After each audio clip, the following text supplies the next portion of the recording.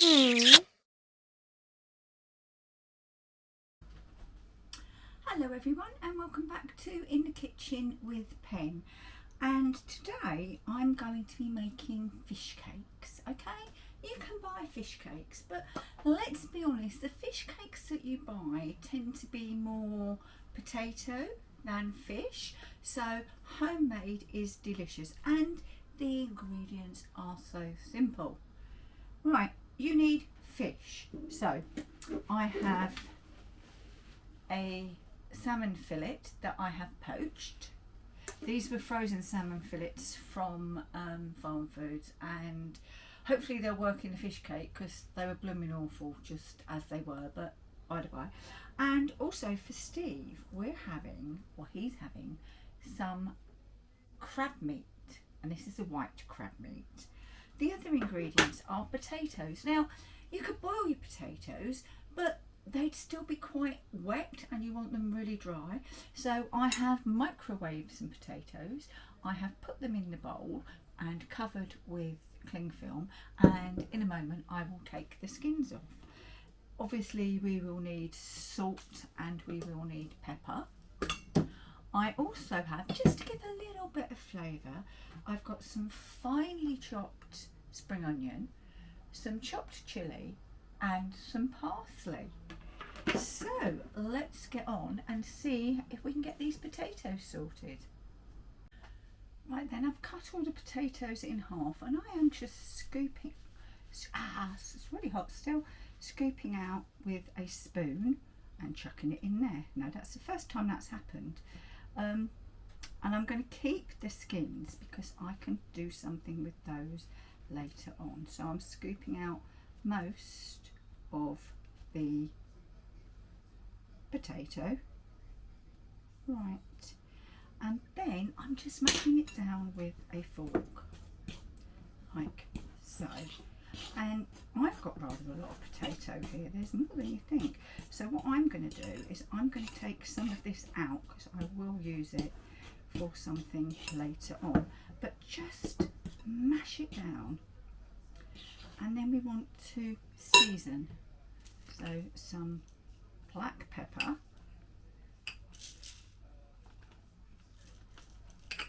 I'll get some black pepper, some salt. Don't be scared to be generous with salt and pepper.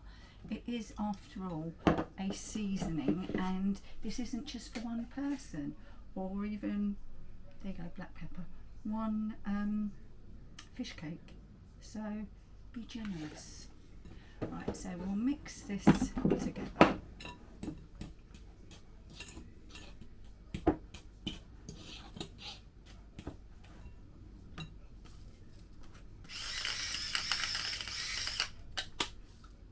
And as I say, I am going to take out some of this anyway.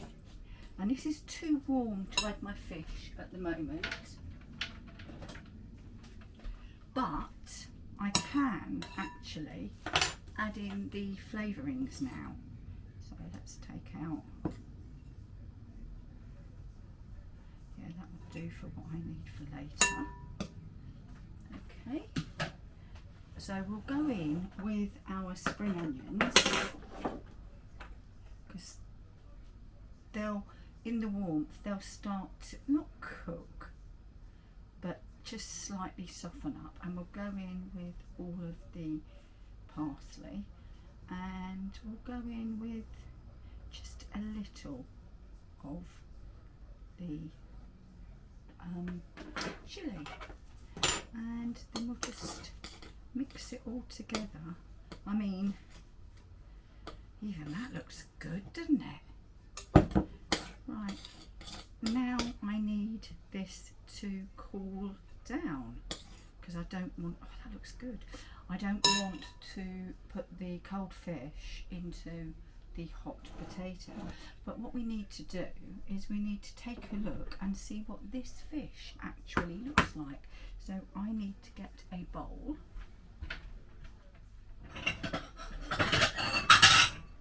Sorry about the noise. There we go, so let's open it.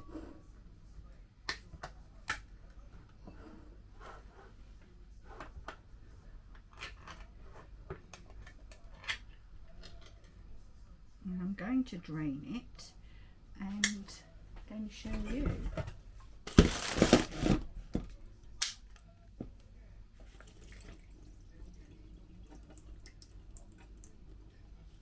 Actually, there's more in here than I expected, so I may be putting that potato back in.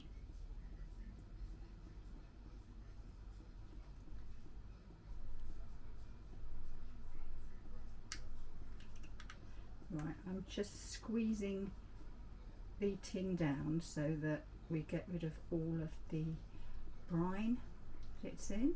Don't need to wash it, don't need to do anything like that. And we'll just tip it out. And wow, there is our crab meat. Doesn't look too bad, does it? And now I'm just going to break up the salmon. Okay, we don't want tiny pieces, we want to know that we have the fish in there. So that's that done. Almost. Can you see it's flaking? Look. So I'm just pulling and it is flaking, so that's perfect. Right, we'll be back when my mash has cooled. Right, our potato has cooled, so I've put the crab meat into a larger bowl, and I'm just going in with half the potato. And I did have to use it all actually. There was more fish here than I expected. And all I'm doing is I'm just bringing it together. I mean, look at those lumps of fish. You do not get that in an ordinary fish cake. So that's that to one side, and I'm going to do the same with my salmon, only I'm putting the salmon into the potato rather than the other way around. And we're just going to mix it so that every bite will have some salmon in it or some fish in it. You could use tinned salmon, it would be fine. You could use tinned tuna, equally fine. Now what I'm going to do is just taking golf ball, slightly bigger than golf ball sizes, and I'm going to shape them very roughly. And what will I get? Oh, I might get 4. And just pat them down. And these, now once they're made, they're going to need to be cooled before I pane them. And paneing is where I will pop into some flour, some seasoned flour, then into some beaten egg, and then into some breadcrumbs before we cook them. Right, let's see how many I can get for Steve. Hopefully the same amount. So just, I think smaller ones, you could make great big ones, but I think smaller ones will be nicer somehow. Steve's going to get more, isn't he? But what I can do is these can be frozen, just like your ordinary frozen fish cakes that you buy. I'm only going to get 4 and a bit. So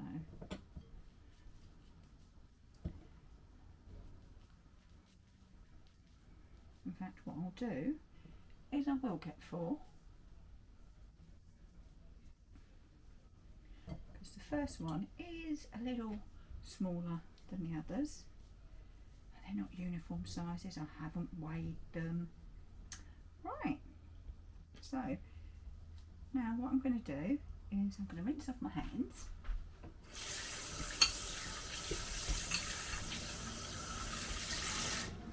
And I'm going to pop those those into the, I nearly said into the oven, walla wally. I'm going to pop those into the fridge for about 15 minutes to chill down. But that's what they look like at the moment. Right, we're chilled down and now we can pane. So, to pane, you take your fish cake or whatever it is that you're going to do, you pop it into seasoned flour, making sure that it is completely covered. Shake off the excess and then it goes into the egg mix, and again we want to make sure that we've got egg all over, like so. Off the excess and into our breadcrumbs. Now our seasoned flour is purely flour that has salt and pepper in it, nothing else. And our breadcrumbs too have a little salt and pepper. And then I'm just going to sit them on the rack. So that's one done. Show you another one. Into the flour,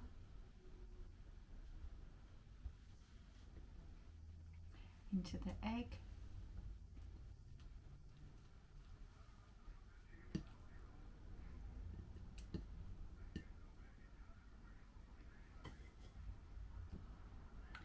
and into the breadcrumbs. And I'm trying to keep one wet hand and one dry hand. And halfway through you'll forget and you'll end up with two wet hands, but for now we'll try and keep it right. Okay, so I'm going to get on with these. Now, how you cook your fish cakes is up to you, and I'm saying cook, but we've got to remember that everything is cooked already. So what we're doing is we are warming them through. So let's just show you. There they are, all ready to be cooked. I've got a saute pan on my hob and I'm just going to spray in some avocado oil. My Evo sprayer, brilliant, loving it. So we'll just let that get up to heat and then we can start to fry our fish cakes. Our oil is hot enough, so we're just going to go in, and there is a slight sizzle, and that is fine. That's what we want. And I'm just going to try and keep them separate so that I know which fish cake is which flavour, because I don't want the crab ones, I really don't. So we're going to just fry those gently for a few minutes on each side. Right, I'm just turning them and I'll just show you, show you that. So they're getting a nice, even, not too dark colour.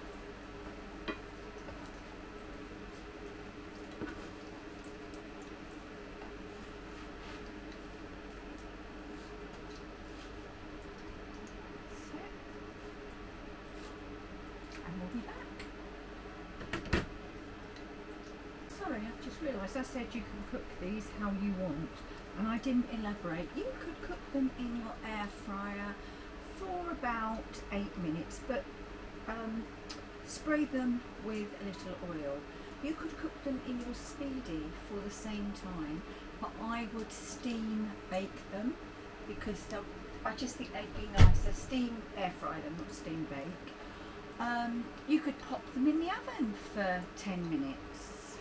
So, as I say, it's entirely your fish cakes. It's your choice how you cook them. I mean, they're looking rather nice, I will say. So, what I'm going to do is just be a little bit more indulgent. You don't have to do this. In fact, I'm not advocating that you do. But it's me, isn't it? So, I'm going to put a little butter in, and then I can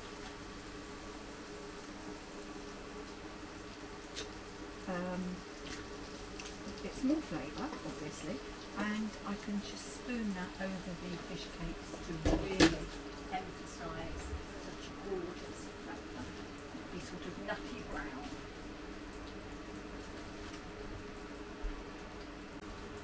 Right, we're cooked. So let's switch off and dish up.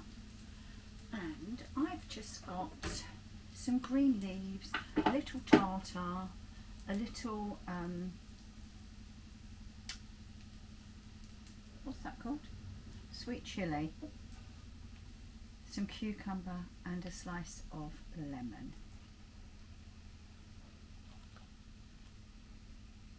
Wow.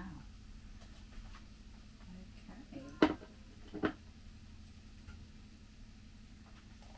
And again with the salmon ones, just a little more of the salad for me, because you know me and my salads.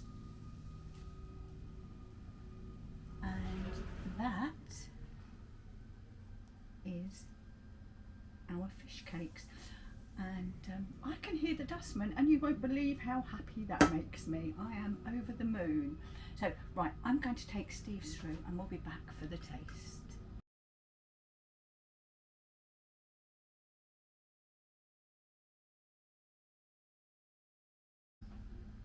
Do you know what? I've been waffling away for a couple of minutes. Tasting, I haven't pressed record. What a dilbry. Anyway, so we have to start again, won't we? I've squeezed a little lemon over them. I have cut them, obviously, because I've started. And this is what they look like. Plenty of meat, yeah, fish's meat.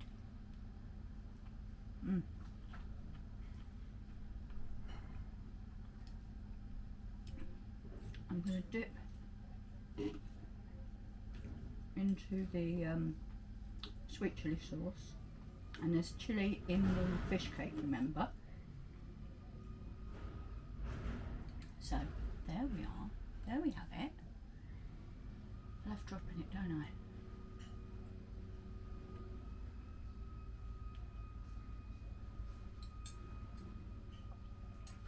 Absolutely fabulous. Steve is loving his, which gets a great thumbs up from me. So next time you've got a tin of tuna or a tin of salmon or even a tin of crab in the cupboard, treat yourself, make some proper fish cakes. Or if you've got some salmon that you've bought, fresh salmon that isn't the best, as in this wasn't, make fish cakes. Absolutely amazing. So thank you for watching this edition of In the Kitchen with Pen, and I'm going to go and finish this, and I shall see you soon. Thanks for watching. Bye bye.